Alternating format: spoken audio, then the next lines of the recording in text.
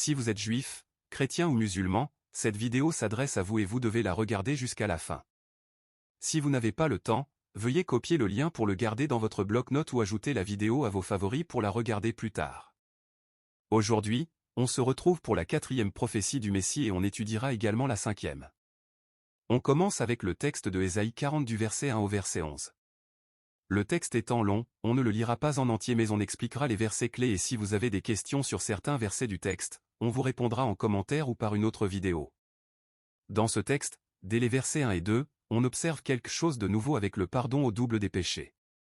Dans la loi de Moïse, Dieu demande aux hommes israélites de sacrifier des animaux pour le pardon de leurs péchés. Et cette expiation était faite pour les péchés précédents. Mais dans ce texte, on a l'impression que le peuple a reçu le pardon pour plus de péchés qu'il n'a commis. Pardon pour lequel ils n'ont rien fait puisqu'aucun sacrifice de la loi n'efface plus de péchés que ceux qui sont commis. Nous voyons en cela l'annonce de l'expiation du péché par la grâce et non par une action méritante de l'homme. Raison pour laquelle il est écrit, dans Romains 5 au verset 19 à 21 ceci, car, comme par la désobéissance d'un seul homme beaucoup ont été rendus pécheurs, de même par l'obéissance d'un seul beaucoup seront rendus justes.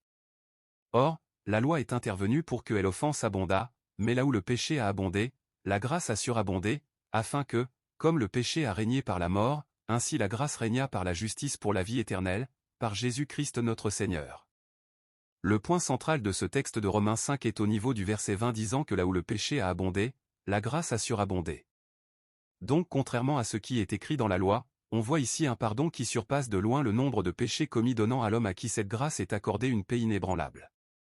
Il n'est donc plus de ceux qui chaque année faisaient des sacrifices pour être pardonnés mais de ceux qui savent qu'il n'y a plus rien contre eux hier, aujourd'hui et demain. Car ils ont été justifiés même pour ce qu'ils n'ont pas fait. On verra dans la suite des prophéties, ce par quoi ils sont justifiés. Au verset 4, 5 et 6 du texte de Ésaïe vous reconnaîtrez l'accomplissement de ces versets de Ésaïe en Jean le Baptiste et en Jésus qui a reçu la gloire de Dieu en étant visible par toute chair. L'un des versets les plus importants de ce texte, pour les prophéties suivantes, est le verset 10 qui dit « Voici, le Seigneur, l'Éternel vient avec puissance, et de son bras il commande, voici, le salaire est avec lui, et les rétributions le précèdent. » Le texte est plutôt clair puisqu'il parle de la venue de l'Éternel bien évidemment par sa gloire révélée que toute chair verra comme on l'a vu dans les versets précédents. Mais je veux que vous gardiez en tête l'évocation de son bras car c'est très important pour la compréhension des prophéties à venir. Bras par lequel il commande et vient avec la récompense et la condamnation. Ce qui signifie lorsque la gloire de Dieu sera révélée, gloire que nous avons reconnue en Christ, avec elle viendra la récompense pour ceux qui la reconnaîtront et pour ceux qui s'en détourneront. Jésus dit alors, dans Jean 5 au verset 22 à 24, « Le Père ne juge personne, mais il a remis tout jugement au Fils, afin que tous honorent le Fils comme ils honorent le Père. Celui qui n'honore pas le Fils n'honore pas le Père qui l'a envoyé.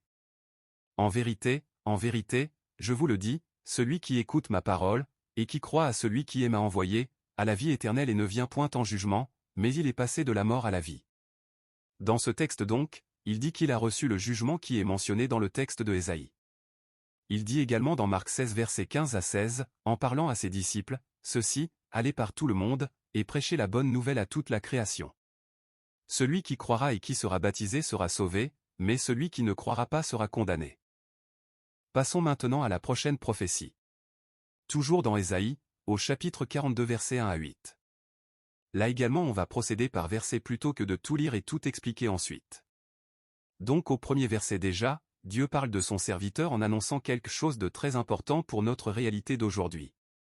C'est que celui-ci viendra annoncer la justice aux nations. Donc aux autres peuples en dehors du peuple israélite.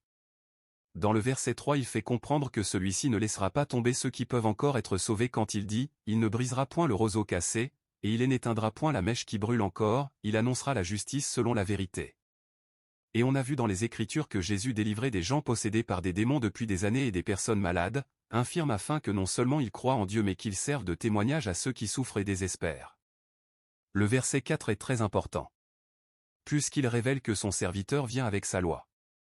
Ou sa doctrine selon d'autres traductions. Mais loi ou doctrine en laquelle les îles, qui sont les nations, espèrent. Et c'est ça la bonne nouvelle que Jésus demande à ses apôtres d'annoncer à toutes les nations afin que tous ceux qui croiront soient sauvés dans Matthieu 28 versets 19 et 20. Et ce verset 4 de Ésaïe est lié aux deux premiers versets de la prophétie précédente dans Ésaïe 40. car il s'agit d'un fonctionnement nouveau par lequel les nations espèrent le salut. Pas seulement Israël.